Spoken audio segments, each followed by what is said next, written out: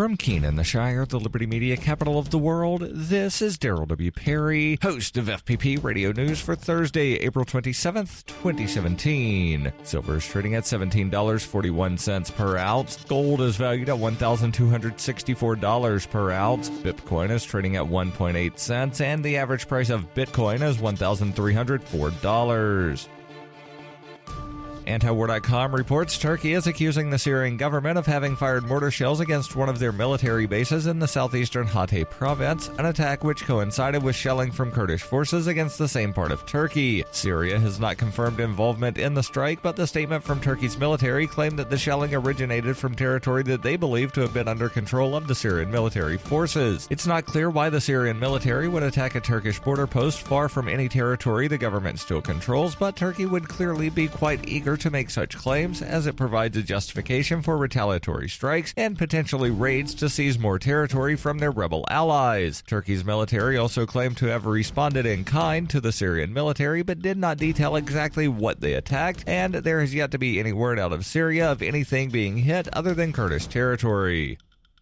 For nearly 40 years, Roberts & Roberts Brokerage has been a trusted source for buying and selling precious metals like gold and silver. They also take Bitcoin for precious metal purchases and have permanently removed the minimum purchase amount for all orders paid in the digital currency. Call Roberts & Roberts today for knowledgeable advice on buying and selling precious metals and a forward-thinking approach to new technologies. 800-874-9760 or visit online at rrbi.co.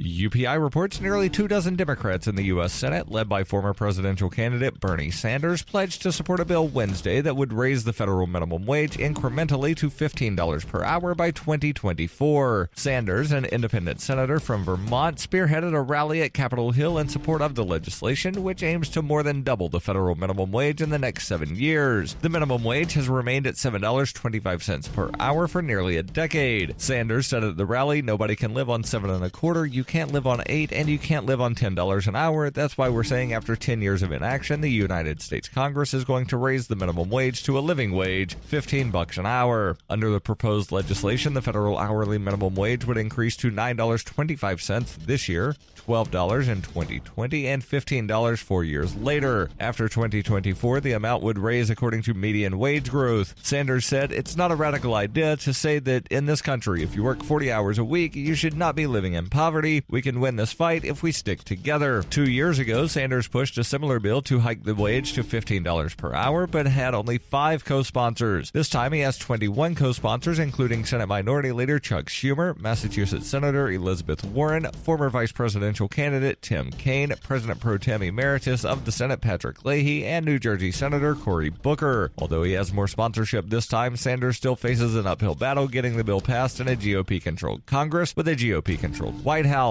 Experts note, however, that the push is likely to put more pressure on Republicans to fight for American workers. Born into a devastating world and raised among the crowd, the Cloudwalker assumes a new identity and begins the unrelenting quest for truth. In this epic journey, he discovers dark secrets about aspects of his previous life that he once trusted. Through the journal of the Cloudwalker, he shares both the traumatic hardships and the eternal beauties of his experiences. Fueled in the beginning by his unsettling thoughts and emotions, he learns how to find peace with everything he has woken up to. Dear Society by the Cloudwalker is available from Amazon.com and all major bookstores. Reuters reports Chief Justice John Roberts took issue on Wednesday with the Trump administration's stance in an immigration case, saying it could make it too easy for the government to strip people of citizenship for lying about minor infractions. Roberts and other U.S. Supreme Court justices indicated support for a deported ethnic Serbian immigrant over her bid to regain her U.S. citizenship after it was stripped because she falsely stated her husband had not served in the Bosnian Serb army in the 1990s after Yugoslavia's collapse. Roberts seemed particularly concerned that the government was asserting it could revoke citizenship through criminal prosecution for trivial lies or omissions. He noted that in the past he has exceeded the speed limit while driving. Roberts noted if immigrants failed to disclose that on a citizenship application form asking them to list any instances of breaking the law, they could later lose their citizenship. Roberts described the administration's interpretation as inviting prosecutorial abuse because the government could likely find a reason for stripping citizenship from most naturalized citizens.